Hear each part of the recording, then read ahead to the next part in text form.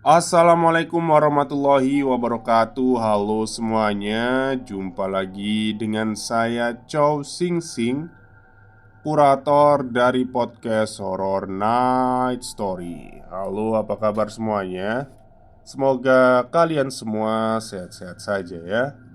Dan seperti biasanya pada hari ini saya kembali dan akan menghadirkan sebuah kisah mistis untuk kalian semua.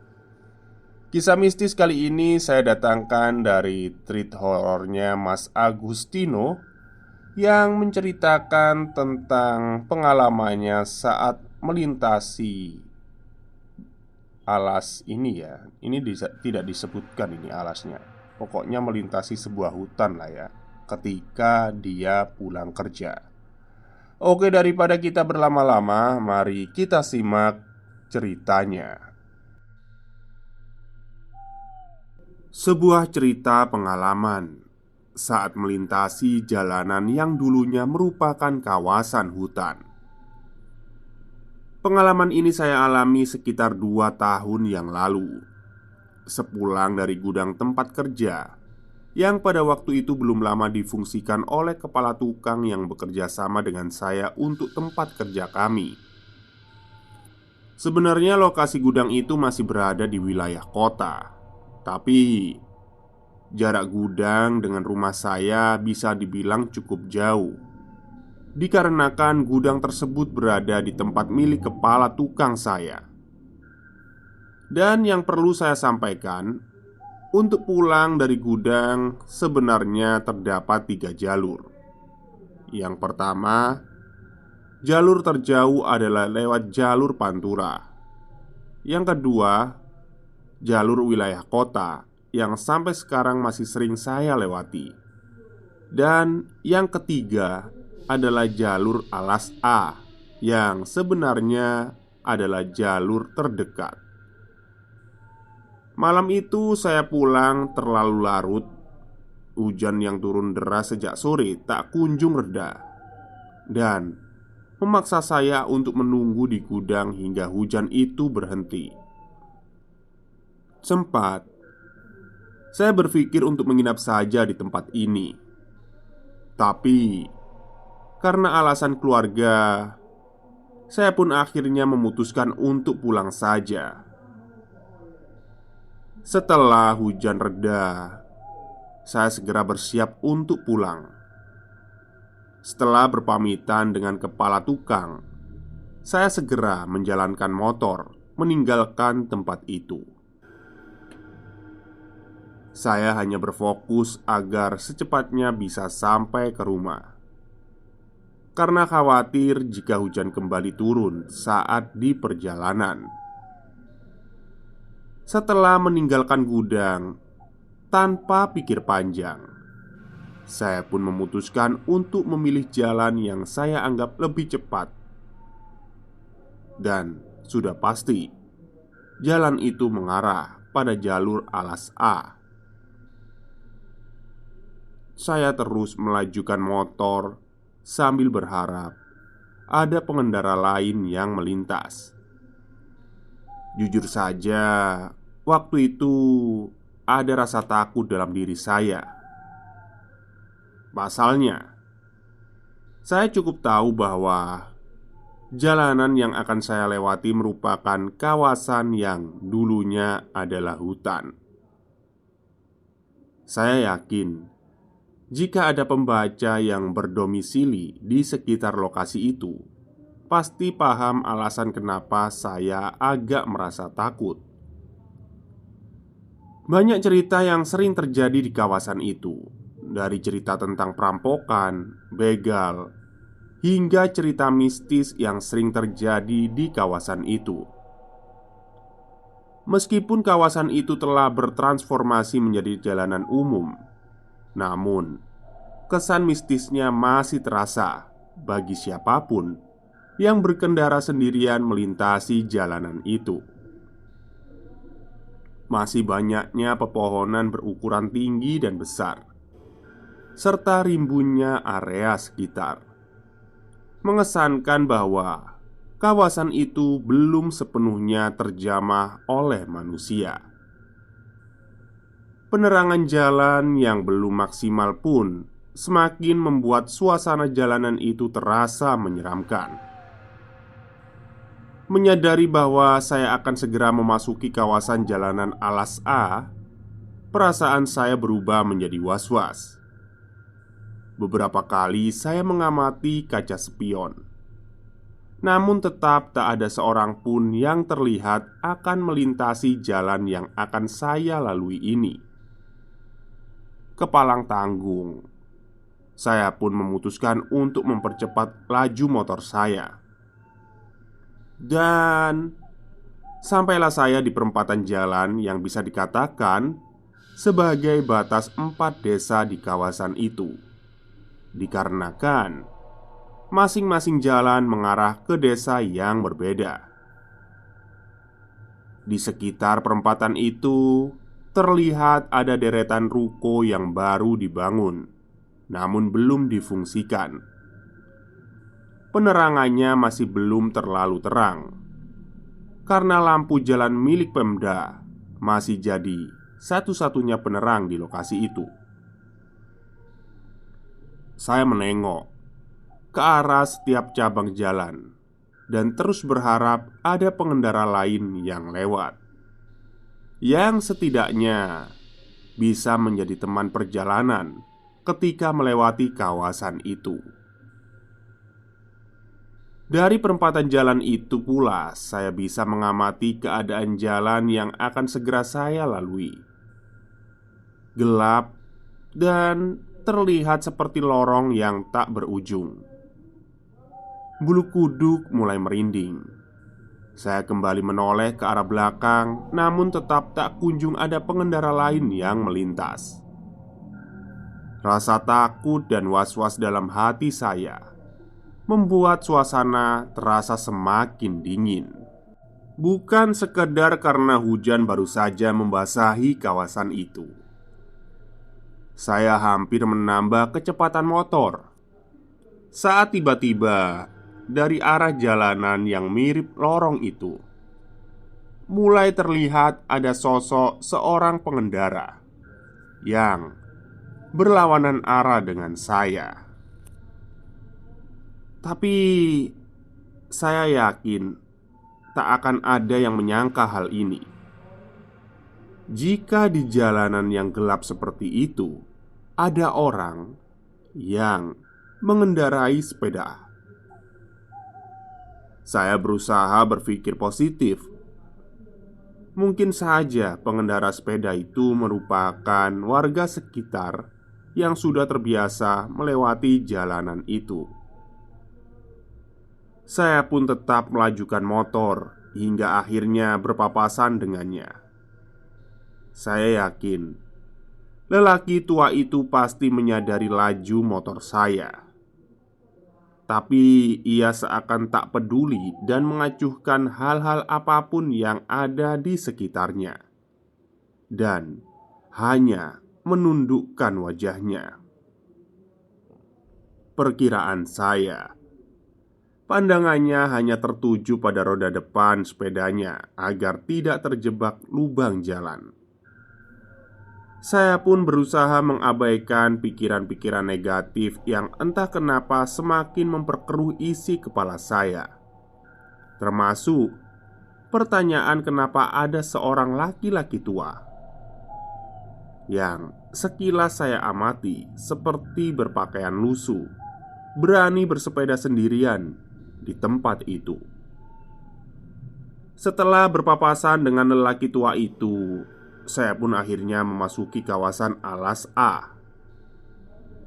Sama seperti dari kejauhan, kondisi tempat itu saat saya lewati pun memang sama gelapnya. Beberapa lampu penerangan yang saya sadari keberadaannya justru tak ada satupun yang menyala. Satu-satunya penerangan yang membantu pandangan saya hanyalah lampu motor saya. Ya, meskipun agak redup. Dalam keadaan gelap gulita seperti itu, jadi terlihat lebih terang dari biasanya. Suara ranting pepohonan yang diterpa angin tiba-tiba terdengar lebih keras dari suara mesin motor yang saya kendarai ini, membuat saya mengira hal itu merupakan pertanda hujan yang akan kembali turun karena angin yang berhembus terasa begitu dingin. Tentu saja, saya bertambah khawatir jika di tengah jalanan yang gelap itu tiba-tiba hujan turun. Suaranya makin keras, dan beberapa kali pun terdengar suara gesekan dan patahan bambu. Tidak saya kira sebelumnya, perjalanan pulang malah menjadi semencekam itu. Saat ingin menambah kecepatan, tiba-tiba saja saya dibuat terkejut oleh kemunculan seorang pengendara sepeda dari arah berlawanan. Jalanan yang gelap sepertinya membuat jangkauan pandang saya terbatas, sampai tak menyadari adanya pengendara lain. Seketika saya menarik tuas rem motor. Saya cukup kaget, tapi bukan karena pengendara sepeda itu, melainkan ada lubang jalan yang tiba-tiba terlihat tepat di depan laju motor saya. Suara decit ban motor yang bergesekan dengan aspal terdengar cukup keras, disusul suara gedubrak motor saya yang terlanjur mengenai lubang jalan itu. Beruntung saya tak sampai terjatuh akibat lubang jalan itu. Detak jantung saya pun terasa lebih cepat. Masih tak bisa membayangkan jika di tengah jalanan yang sepi dan gelap itu saya sampai mengalami kecelakaan tunggal.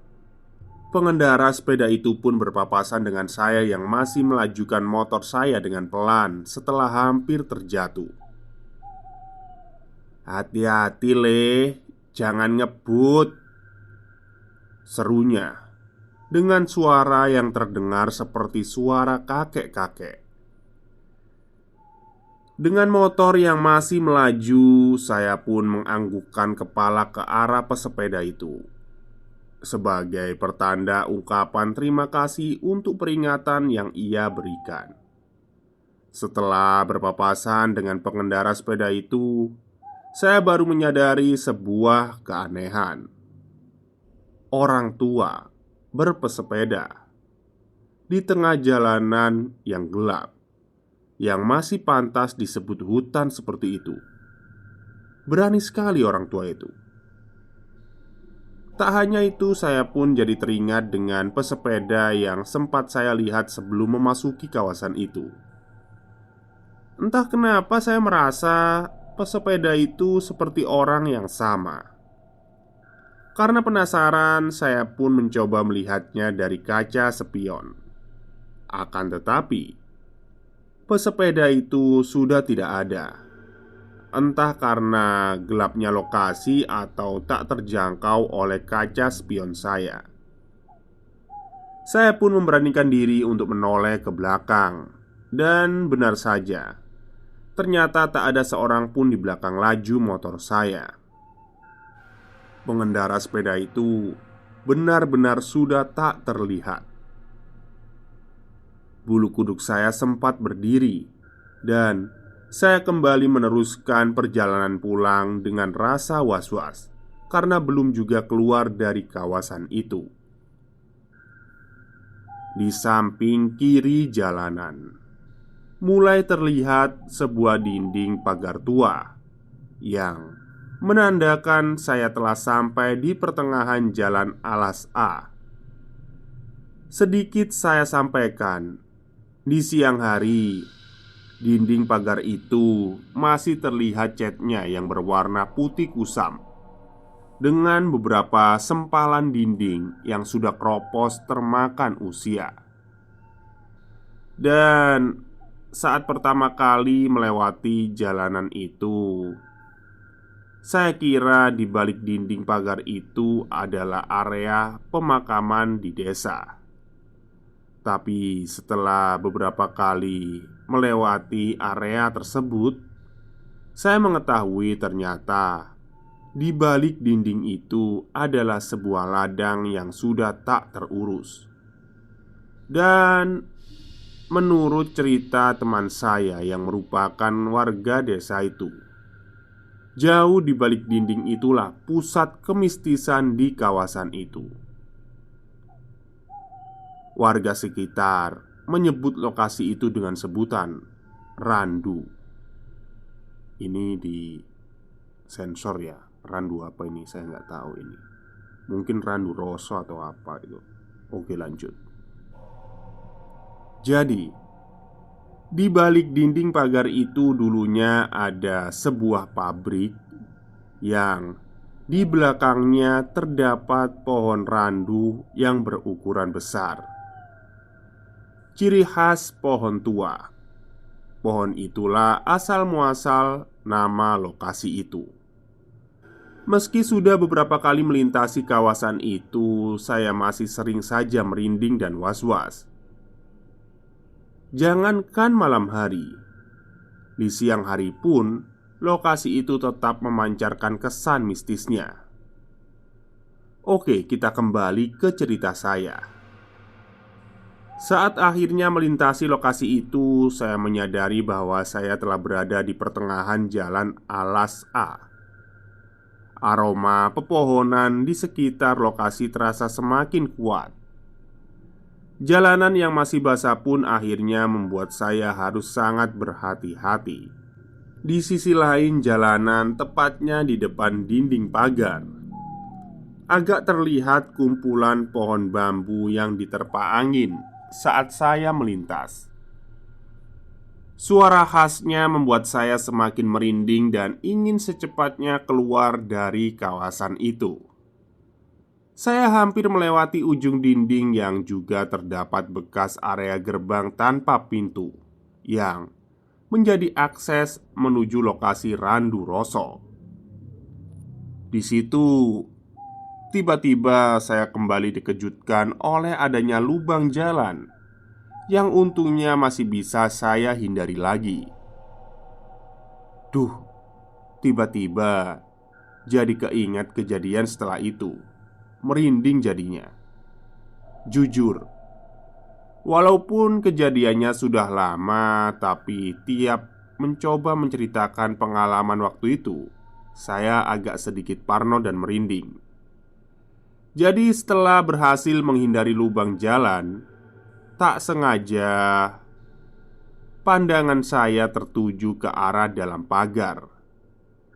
Tapi di sana malah terlihat sesuatu yang membuat saya kaget dan langsung mempercepat laju motor saya. Bisa saya lihat dengan jelas seorang laki-laki tua dengan pakaian lusuh, kotor, kecoklatan dan compang-camping, berdiri tepat di sisi gerbang. Pandangannya seperti tertuju ke arah saya yang sekilas terlihat tersenyum menyeringai. Wajahnya yang hitam. Saya terus melaju dengan buru-buru. Rasa kaget, takut, merinding tak karuan membuat saya tak lagi mempedulikan area sekitar jalanan yang saya yakin terasa semakin memanas. Saya terus berusaha memfokuskan pandangan ke depan sambil tetap berhati-hati dengan adanya lubang jalan.